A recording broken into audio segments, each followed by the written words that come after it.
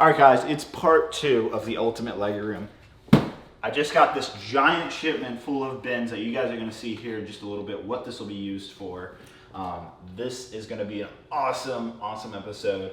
Also, you see down here below, I also got a whole bunch of bubble mailers for my Minifix For You orders. And speaking of Minifix For You, I just want to let everybody know that on my site, minifixforyou.com, there is a Lego Clones tab now that you can click, and I am now selling all of my Lego clone troopers from my clone army over the years. It's actually going to be funding Mandalore. So you can go to get those. They all come with a Brick Arms DC-15 weapon. And then, of course, I sell all of my normal custom minifigures if you want to check that as well. Look what I just found, guys. I haven't seen this in years. An old ATT, like the 2003 version. And look at all of these old 1999 MTTs. I have been looking for these for years now. I haven't seen these since probably 2015, maybe 4 years ago. Okay, so this is the Geonotion mock. It is ginormous and it's going to be expanded even bigger than this. This is just, I'm going to add a green plate. I'm going to stretch this all the way down. And there's going to be another green plate worth of brown on this right here. This is from a mock that, from that video I just showed you, is 8 years old, and like basically the Lego is actually still really shiny and new. This has been sitting in boxes that I never have touched for years now. And there's still more in this box right here. Maybe this is that green, maybe this is the green base plate. Oh my god. Meredith here is doing an amazing job sorting. She's doing this by herself as I'm kind of going through a lot of stuff. I also found my old Ferrari set. I love this. This is a classic for me. This is one of my favorite childhood Lego sets, actually, is this set right here. So we're going to keep sorting. I'm going to help Meredith out, actually, because I don't... Will you? I mean, she could definitely get this done by herself, but I'm going to help her speed it up. But you like sorting. I love it. Yeah? This is great. You don't want my help? I think you messed it up. You think I'd mess up sorting? Now, over here, this right here, this entire stack of boxes. So here, this whole thing, this is all of my brand new Lego sets. So here's, for example, Pre-Vizsla's Mandalorian Fighter. That's going to be great for Mandalore, but you can also see I have a whole bunch of other, these are brand new Lego sets that I've just had over the years, kind of collected and stuff, and that's all what's in these brown boxes as well. So it's kind of like a big cube. So jumping into this room, you'll see that it's kind of empty / filled at the same time. There's a bunch of like white bins. This is like random parts, and this is like sets. Here are all of my battle pack walkers and all kinds of battle packs, honestly. It's just random things, like a Porg box and such. Here's a 2008 gunship. Like, it's just everything and all. But basically, this is going to be the build room, and this is where I'm going to build my mocks, and this is where all my like Lego parts will be. So if you guys remember from a different video, you'll know that this room had 2 closet doors right here on each side, and you'll see that I've taken both off now. Both are off the hinges. You can see that right here. Took them off the hinges. Just, it's pretty simple to unscrew them. By taking these doors off, I've eliminated the fact that I have to have room here for the doors to swing open and back. So I can put a shelf here now, and I can, you know, I can have tables that line up to here and still have lots of usable space with this closet. And it honestly just makes the room feel that much bigger. So if you have a room where you do have closet doors in it, and it's possible to take them off with the hinges, I highly recommend that you do them. But we're going to get going now. I'm going to figure out where to put shelves in here. And then I'm also going to figure out like where certain things are going to go. So let's go ahead and check that out here in a second. Okay, guys, so I've been hard at work. Meredith has also been helping me out. And as you can see, I've got some bins on the shelves now.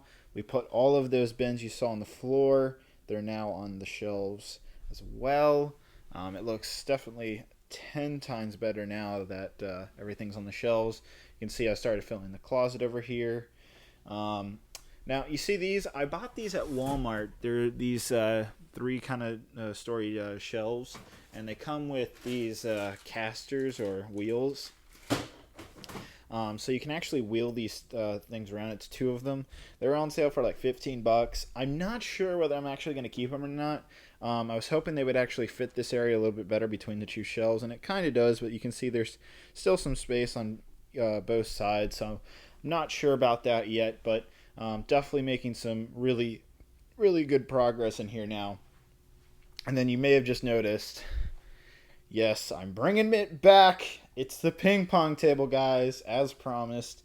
This is what I built Kashyyyk on. I have not built anything on it since then, because when I moved into my apartment after I finished Kashyyyk, that's when I moved into my apartment and I started working on Scarif.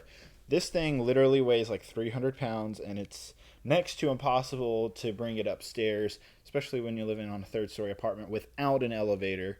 So it was never possible, so it was always in the garage. So now that I'm in a basement and it's possible to actually get it down here, as you can see, I'm going to be using this to be building Mandalore on, so I'm very, very excited. Yeah, and as you can see, it kind of takes up it's not even down yet, and it takes up a good amount of space in this room, hence why I only have shelves on that one side right now. If you guys remember in the beginning of the video, if we come over here, is now that I have some of the bins on the shelves, I only had enough for 1 shelf, so now I have enough for 2 shelves to fill in that bottom half, basically. So here it is right here. These are all the stackable bins that we're going to be using, and I'll leave a link down in the description to exactly which ones I use, but we're going to be using these, fill in the rest of the area on the shelves, and we'll get the ping pong table down and kind of experiment, see what that looks like. So I'm very excited. The build room's finally coming together, and I can finally start Mandalore pretty soon too. So let's go into time lapse.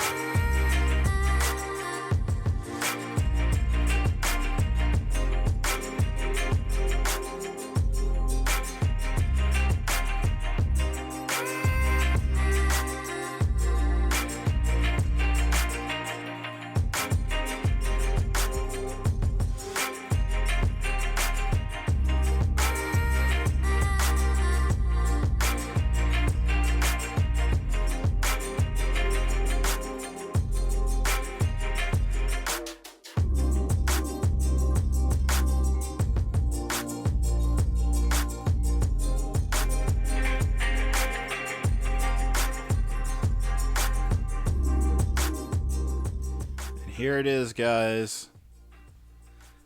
I really like this setup now. As you could tell by the time lapse, I was kind of indecisive on exactly how I wanted to lay out this ping pong table, but I think ultimately I like the way where it is horizontally in the room. I did like it vertically, going the opposite direction it is now. It's just I didn't have as much access space around here, and this is where I'm going to be around the most, is definitely this whole area.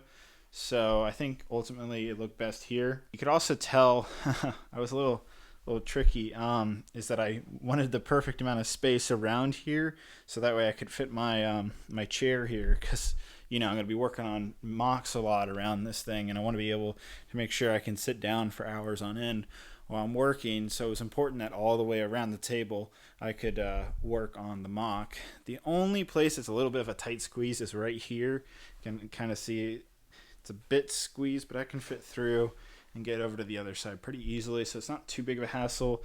Yeah, I for some reason I thought this was a 4x6 gray base plate size ping pong table, but if you count them, there's actually 7 gray base plates by 4, so yeah. Instead of 24, it's actually 28 base plates. So that's actually how big Kashyyyk is. It's 28 gray base plates. Of course, you saw that I put all of these bins on the shelves. Boy, does this look awesome. Let's give you some views of that. It looks really great. Definitely want to give a shout out to Meredith for helping me put those on. Definitely made that go a lot faster. And then you also see, you guys remember from other videos that I've been using these Stanley toolbox bins to sort and put all my new parts from previous mocks. And when I go to, like, you know, the pick-a-brick wall at the Lego store, when I come home, usually I'm using this thing to organize it. So ultimately how I'm, you know, this is, everybody has a different system. And, you know, if you have a better system, that's great. But ultimately, with the space constraints I have, you know, yes, I have a lot of space, you know, especially with this room over here. But considering that I don't want to fill these walls with shelves and bins and all of that, and I just want this one wall and the closet and maybe right here to be where the storage is, I think ultimately the best way to go about this is utilizing these bins as whatever I'm working on for the mock. And then using the Stanley toolbox bins as well as these clear shoebox bins as a way of just storing the Lego. So what I mean is that when I'm not, you know, when I need, you know, let's say this brick right here, I pull this bin out, right? So here's some 1x2 bricks. When I need this, then I'll take this out of this case and I'll put it on one of these. I'll empty out this bin onto this wall. And then when I stop working on this mock, or I no longer need a piece on the wall for whatever I'm working on here, then it will go back into this bin or whatever bin's available, and it'll go back into this toolbox, and that will go into storage either here in the closet or somewhere in this room. So basically all the parts I need will always be available on this shelf, and when I need to reorganize things, I'll just empty those into these bins or the bigger bins, and that'll be the kind of system about how I go about it. Alrighty, so I think that's about it, guys. This has been a very exciting part 2. As you can see, there's still a lot to go. Basically now I need to unpack a lot more stuff. You know, we still need to unpack all of these brand new Lego sets. Still got to go through all of these bins, and, you know, as you can see, I'm still going through quite a bit. And on top of that, there's a lot of stuff to organize and take apart. So this is still an ongoing thing. So I'll see you guys in part 3. Hope you guys have a great, wonderful day. Bye-bye.